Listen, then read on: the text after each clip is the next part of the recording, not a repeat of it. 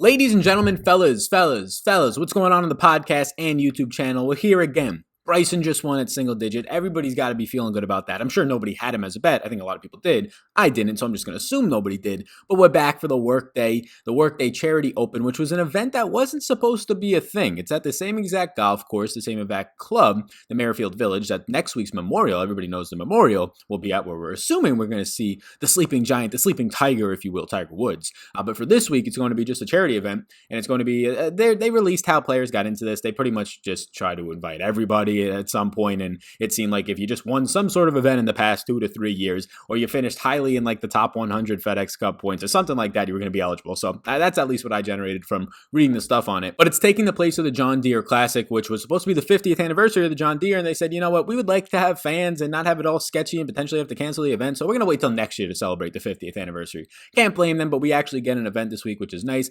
Back-to-back weeks here at the Muirfield, again this week, and then next week's Memorial. So I'm excited. We're coming off of the Bryson win. I did not bet Bryson. I think I said it though last week on the show that I feel like Bryson's going to win this event, but I don't want to lay the 6-1 odds, 6.5-1 odds on some books, so I didn't. None of my bets outside of outrights obviously won them, so a couple of top 20s hit. In DraftKings was pretty much bad, but we're going to get back into this week, going to get back onto the horse, and I feel good about the way that the salaries are breaking down right now. I just released a betting show. It's the first one that I've ever done for golf, so let me know what you think about that. I want to get more content out for golf since everybody's searching for it, and I am enjoying putting out this content and get as much attention as possible on it, and the best way that you can support me for free by doing that is hitting the like button and subscribe button, and let me know, big old subscribe button on the screen, let me know what you think about that golf betting show. But I want to break down into this one. I want to get right into the things, into the thick of things, and break down the course real quick, the preview, and then get into the salary ranges. If you're brand new here, my name is Sal Vetri, cover fantasy sports, mainly in football, NBA, and as you can see right now, golf. And what the purpose of this video is to give you a deep dive look and to back it up with analytics, back it up with recent form, statistics, historical form, all these types of things. Course history is not going to matter as much here, although it's the same course that you're getting at Memorial. They're going to change it up a little bit. We'll talk about that, but we're going to go by the price ranges.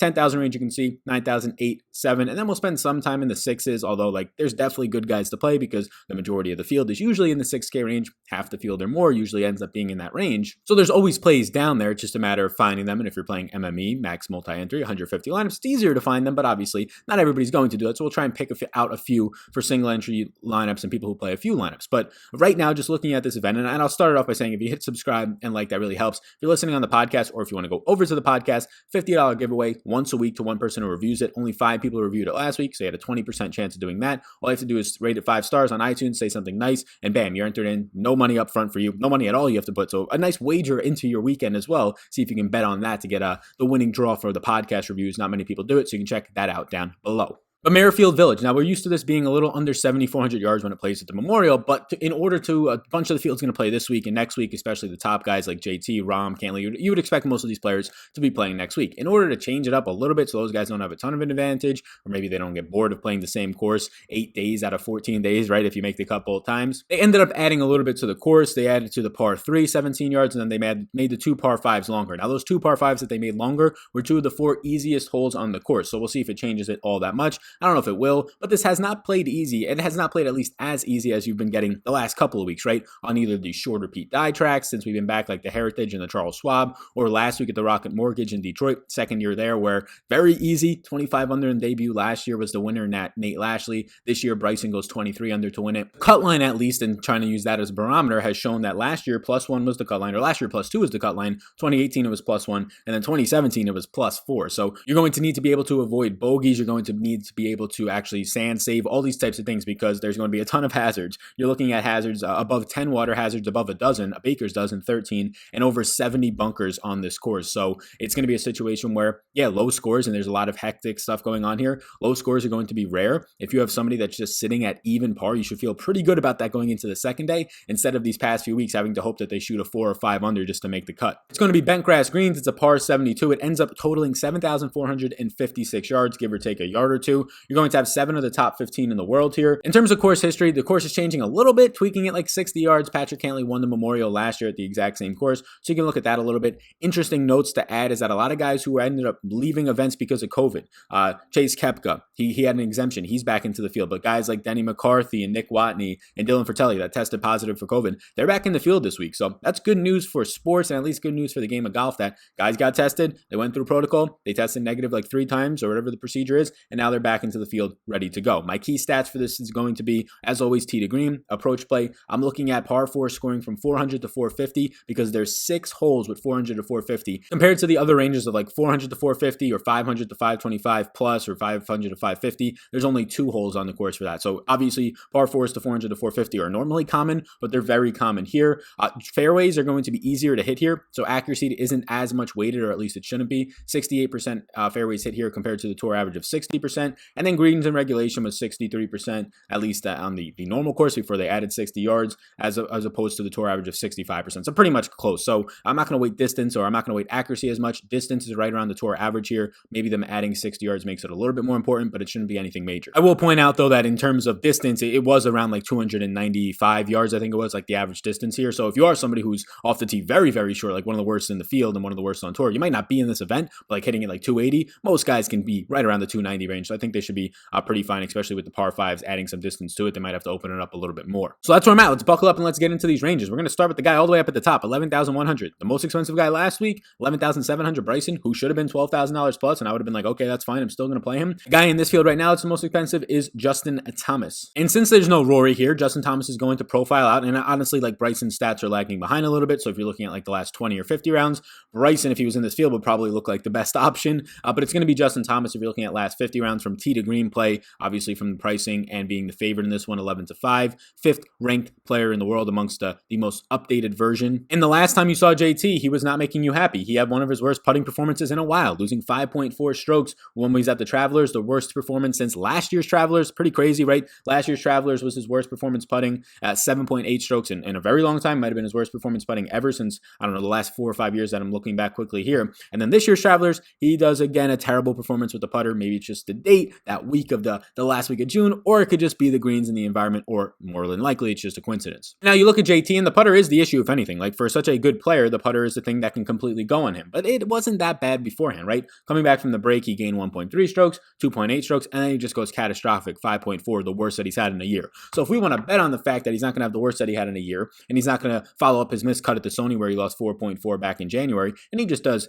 natural JT in the consistent version of Justin Thomas, and he's going out there gaining 1 to 2 strokes, or at least go breaking even with it, yeah, he's going to be in contention. His starts before this miscut were 6 at the WGC Mexico, which was probably a stronger field than this one, right? Charles Schwab at 10th, and then an 8th at the RBC. So you can see in my column H right here, I have him as a yes. Right now, early in the week, as I record this literally 5-10 minutes after the salary release, Justin Thomas is a yes for me in the 10K range. My only yes right now. I think the 10K range looks great this week. I also think that the 8K range looks very nice this week. So when you have the 10 and 8K range looking nice, 8K lends itself to go more, a little bit more balanced. Means that the 10K range, maybe I don't get as many lineups there. I'm not yet sure where I'm going to go with that. You can tune in Wednesday's Patreon podcast. You can also check out Patreon. I have projections. I have rankings all down below. You can check those out and support me over there. Wednesday, I do a final thoughts podcast just for patrons only, where I figure out exactly where I'm going with my lineups, talk about ownership percentages, where to fade, those types of things. JT stands out the most for me. Now, Rahm was the one in the betting markets that in the betting video I liked the most, because he opened up 16-1. And by the end of the video, he was 14-1. Now I'm seeing him even lower than that, like pushing a co-favorite with JT.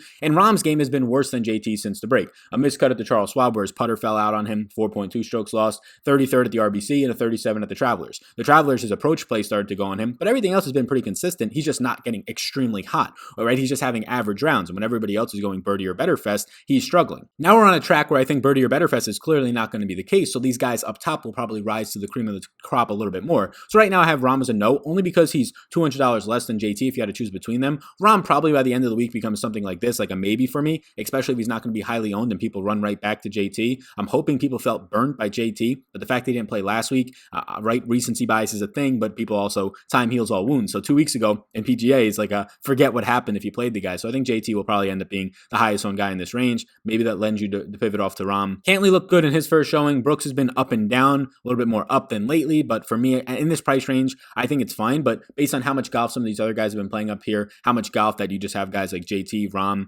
obviously Xander's been playing everywhere before last week. Hideki's now played, especially after last week in a couple of events. So I just feel a little bit better about them, but I'll dig more into him. Xander's somebody who stands out to me and looks pretty good, right? So he's a guy who right now it just needs one part of his game to click, and it's usually just the putter, right? His putter clicked at the Travelers, he finished top 20. He ended up gaining 2.2 strokes with the putter. It didn't click at the RBC, he almost finished dead fucking last at 64th. It clicks in a major way at the Charles Schwab, he should have won the event, blew it on like the final 3 holes, blew my bets, finishes third, and then I can't even get Colin Morikawa to finish it in the playoff for me, and Daniel Berger just steals everything. And at the Arnold Palmer, he gains 5.7 strokes. He finishes top 25, right? So if the putter's doing anything half decent for Xander, which historically it shouldn't be losing strokes for him based on his last 20, 50, and 10 rounds, well, then Xander's going to compete. But then it comes down to the price point thing. This isn't $9,600 Xander like we've been getting for most of the week since returning. He's now $10,200. He's now right up there with Cantley. I still prefer Patrick Cantley to Xander, but I think Xander, especially, he's normally a guy who picks up a lot of ownership, but when he's expensive, people don't go to him. Like when he's not expensive at the WGC Mexico, he's going to be 20% owned. He'll be 15% owned like he was at the Charles Schwab and the Arnold Palmer. But once he hits that 10K range, he starts to become 10% owned, right? And not as highly owned. So if that's the case, I think Xander might be one of the better GPP low ownership plays. Rahm and Xander probably pick up low ownership, maybe even Brooks.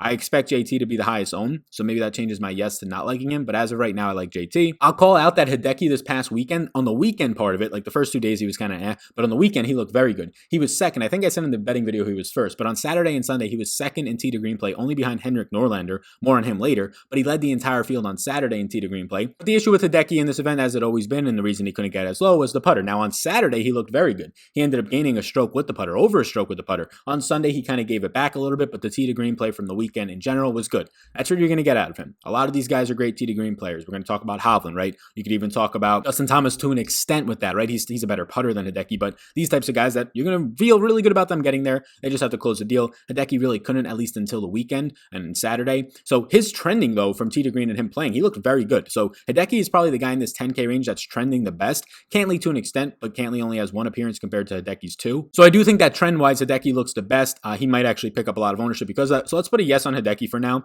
And then let's go into the 9K range, which is very bearish, right? There's not a lot in the 9K range. I think Hovland's the one that we should at least talk about. He's playing a ton of golf. He has been doing everything that you like to see out of a guy except putting. But this is the type of thing. If Hovland just gets that one round to click, and he hasn't had a round to click since the Honda where everything else wasn't clicking and he missed the cut, but he did gain 2 strokes there. That was back all the way back in March 1st. But this is Hovland since the break. Ready? A 23rd, a 21st, an 11th, and a 12th. Now his betting odds are the same as they were last week in a really not so loaded field outside of Bryson up top, maybe taking on 5 guys in his own weight class right there, just taking and accounting for that much in terms of how dominant he was and has been. But getting the same betting odds on this guy now when JT, Rahm, Cantley, Brooks, Xander enter the field, Justin Rose, right? I don't want to be dealing with that. Even Colin Morikawa, these guys are all in the field now. I don't think you're getting good odds there. But in salary-wise for DraftKings, 9,500, it's not in your 7K range anymore because it shouldn't be, because he's one of the most consistent golfers right now on tour. It's just that the putting isn't there. Since the break, he's gained 0 strokes, lost 0.3, lost 3.3, and lost 3.5 with the putter. If the putter comes alive in any way, he's going to finish top 20 again, and he's going to have a real chance to finish top 5 and even win the tournament. So he's the guy I like in the 9K range the most, just kind of by default. I don't really want to play much Rose at that price point. Morikawa is worrying me. He's lost back-to-back events now in tee to green play. I talked about this in the betting video. He hasn't looked that good overall. And this is an issue. Like, it's just 2 events, I get that, but it's scary spots in where he's losing, right? He lost strokes in every single category except off the tee. Every other category. Tee to green, approach, around the green, and putting. Now, he's normally going to lose strokes putting and around the green. That's been his issue, if anything. Losing and missing 3 to 5 foot putts is just to put you on absolute tilt. But the fact that now his strongest skill set, tee to green, and actually approach play is where he's now losing. Like, this was his approach play this year. 2.9 gain, 3.3, 6.8, 6.3, 0.2, 10.6, 6.3. Then he loses 1, then he loses 3.3. That's a little bit of a concern for me. Okay, well, if it was just the approach, that's fine. But then you factor in the bad around the green and putting just naturally. He's always been in his game. And then the bad tee to green play because of all that. I kind of want to stay away from Morikawa. Maybe he had the week off to clear his head, play some casual golf, celebrate the 4th of July, and he'll come back. But with the same exact price range as Hovland, I do still think Morikawa usually picks up ownership. I'll probably just slide to Hovland there. Maybe that'll be the very popular thing the more that I say it out loud, and we can just get back to Morikawa and hope that he can come back from playing cold and not so well to being good. But early on, I'm not going to get there too much more. Ricky Fowler was 6 under in the first round. He was looking pretty good. He had like a double bogey, but then he came back with a bunch of eagles.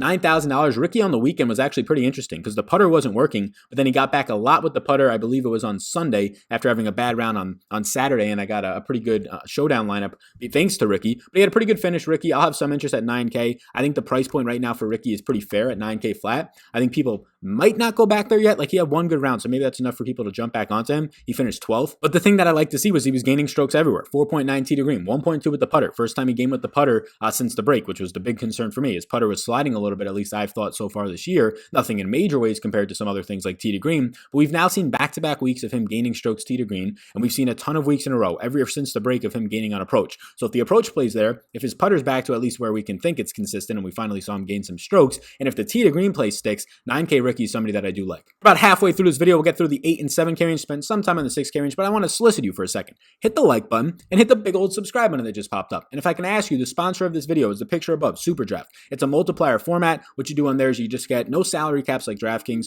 you just get multipliers. So JT, since he's normally expensive on DraftKings, good golfer, his points might be multiplied by 1x. But a guy in this range, maybe like a Niemann, might get like a 1.2, 1.3x multiplier. I haven't looked yet today. I don't even know if they released them by the time I'm doing this. I doubt it. But if you want to play over there, use the promo code SAL, SAL, and they'll give you a $10 bonus and also a 100% deposit match up to $50. It's a nice little puzzle. It's a different type of a game. I like playing over there because salary caps are fun. MMAing is fun, but it's just a different type of a sweat, right? It's like betting. When you bet on something, it's a totally different atmosphere. You just want them to win. When it comes down to this, you can play any golfers you want. There's no salary cap. You just play whichever guys you feel good about. So I kind of like that, how you just get another piece of action in a different format. So check out SuperDraft. That is linked down below, or just use the promo code SAL, SAL, if you're listening on the podcast version. So we now go to the 8K range, and this 8K range has been very good to us this year, and the betting markets and just in general. I like the 8K range a lot. Sanjay has been struggling. Similar ways to Colin Morikawa, these two guys kind of profile out for me, because Sanjay right now, it's been the Hovland show, who from the beginning was the guy that people thought was going to be big, but the last month of the season, he's finally showing that off and kind of not passing Morikawa, I would say, but getting up there with these guys like Sanjay and Morikawa,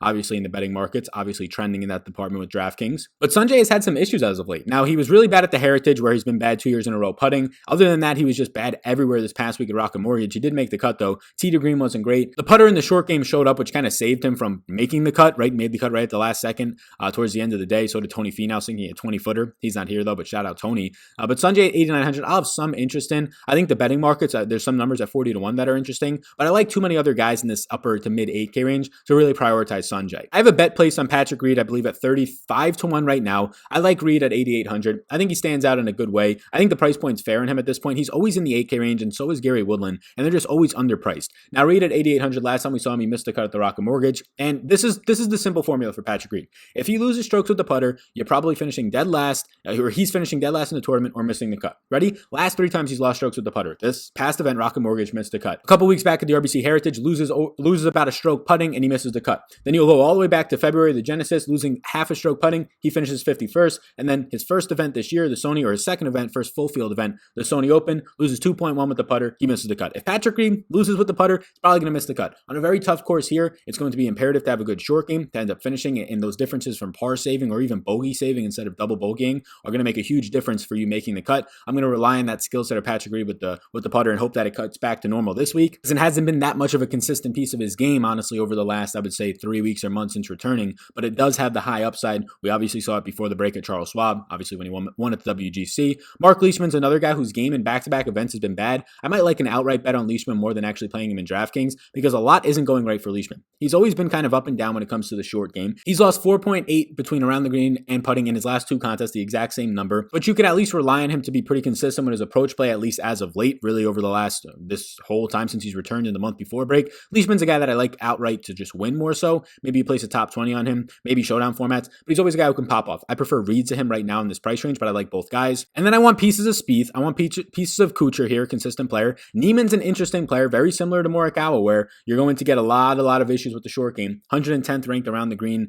is Niemann, 112th, I believe, with the putter right now. Just going to miss a lot of short putts, which is going to put you on tilt. He finished 5th at the RBC Heritage, doing everything right. This is my only issue with Niemann potentially winning. I'm fine paying 8,400 for him. Nothing in a major way. Like, I like Gary Woodland a lot more below him. I like the guys above him a little bit, because Niemann is a risk. Like, Gary Woodland, I know he missed the cut recently. I know Reed did as well, but they're not going to miss the cut 3 out of 5 times, 4 out of 5 times even. And Niemann has that downside in his game, right? But at least you're seeing it trend a little bit. He's made 3 straight cuts, finished 63rd at the Travelers because of the putter, lost 6.3 with the putter, and that's the main issue here. But he finished 5th at the RBC, and this is what he did at the Heritage. He gained 11.2 strokes tee to green, mainly coming from his approach play, gaining 7.4 strokes there, only lost a half a stroke putting, but he still finished 5th. Like, I get it. He was very close. He was like overnight leading at one point during that contest. But he had potentially like a career round tee to green, 11.2 strokes gained. Potentially a career round, at least right now, 7.4 strokes gained on approach. And that's like his strong suits, right? But he still couldn't win the tournament because of the putter. And it wasn't even bad. He lost half a stroke. I just question, can he actually get a hot round with the putter and make everything click? Because he has to get hot with the putter and consistently hot everywhere else in this type of a field. So at the price point at 8,400, I'm going to make him a maybe. I know some people might go right back to him, although he screwed a lot of people at the Travelers, maybe not. I'm a little bit hesitant. The guy I really like is Gary Woodland. I have an outright. He was on bet 365. He was 55 to 1,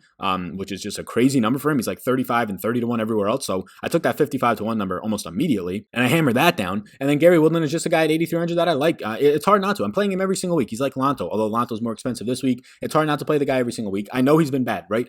He ended up finishing 9th at the Charles Schwab, where he had a chance to win on Sunday, at least was in contention, and then blew it all away. Just looked terrible. He had like a 7 and an 8 in back-to-back weeks, ruining his chances. the Heritage, he was playing well, and then he just blew up everywhere. Lost 4.8 strokes on approach, 4.2 tee to green. And then the missed cut at the Travelers, he played terrible everywhere except the putter. The putter's been really hot. He's gained strokes putting in 6 straight. The issue for him right now is that his around the green play is pretty bad, and lately his off the tee game has been pretty sketchy. So maybe we change Gary Woodland from a yes to a maybe. I have him as a yes maybe because I like him a lot in the betting market at that 55-1 number. I don't want to be completely shifted away, though, that this is a totally different game in DraftKings, of course. We need him to make the cut. That's been a little bit of a sketchy point lately. I guess I can't pick and choose guys that have been having the weeks off, right? Like Morikawa's game is slipping right now, and I don't have interest. But the difference there is that Woodland's $900 less. So if I'm choosing between these two guys, like if Morikawa's same log you showed me and he was the $8,300 player, I would choose him. So I'm going to stick to my guns there. I'm going to go back to Woodland. Hadwin's been playing well. Matthew Wolff is not a guy I want to get to. I know that he was obviously fine. He had a 3-shot lead and he blew it away. But at $8,100, I'm not going to get there. I don't want to buy high on the kid. Like he was leading. Let's pull up his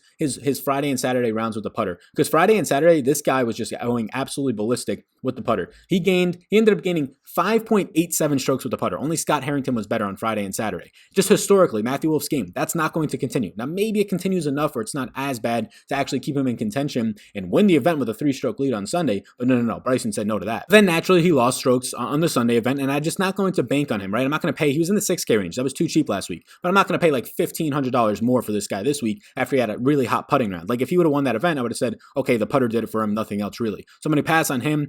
Fitzgerald is fine. Bubba, I'm probably not going to get to. Let's go to the 7K range. Now we'll kind of highlight the yeses that I like here. In the 7K range, Varner again. Varner had a really consistent weekend. His Friday, he went 5 under. He ended up having like an eagle and 4 birdies. He looked very good, consistent with the putter, which is something that can always be up and down with a guy like Varner, 117th ranked in this field, but he was consistent with the putter last week. Everything else was clicking. He just didn't get wildly low enough. You had to go 23 under. He just didn't get there, but I thought he had a pretty solid round. I like him. Cory Connors, you're either getting like a top 30 or a missed cut. I struggle to see if this is the type of field in a really tough course where, because if he misses, like this is a tougher course. So if he's missing the green at all, which it's harder to hit the greens here than on average on the course, just barely, then he's going to be in a really tough spot. So he's more of a risky play. Scotty Schaeffler, 7,800. People are going to get burnt by this guy. Back-to-back missed cuts. Shot 7 under, and it was like 6 or 7 over on Friday to miss the cut, but he went 7 under and still missed the cut by 5 strokes. So Scotty's always interesting. I don't have much interest in Louis or Benny On or Phil or any of the guys in the upper 7K range. It's not that strong of an upper 7K range, in my opinion. I think that Connors looks interesting. I like this range of Varner, Horschel, and Ian Poulter. But I will caution you on Maverick McNeely because he gained 6.5 strokes with the putter, so maybe he's not a guy I want to get to. With the price point increasing, having a historic round, and I think a career-high putting performance in that event, I don't want to bank on that at a higher price point, so we'll skip out on him. So Varner, Horschel, and Poulter in that mid-7K range, I kind of lean towards those guys, and even Connors at 7,600, more than the upper 7K range. Going down to this lower range, I think that Scott Stallings down here looks good. Lanto Griffin, our boy, he's not going to be a yes this week because they finally listened. He's not 66, 63, 6,800. He's been playing very well. I like him. He got extremely hot on Friday with the putter, or maybe it was Saturday. He gained like 4.7 strokes, led the field in putting. That's just his game. He'll get hot with the putter. I question now with a little bit of a more difficult track if he can keep it up here, but Lanto's in play for me, even at 7,400. Just not going to get as much of him.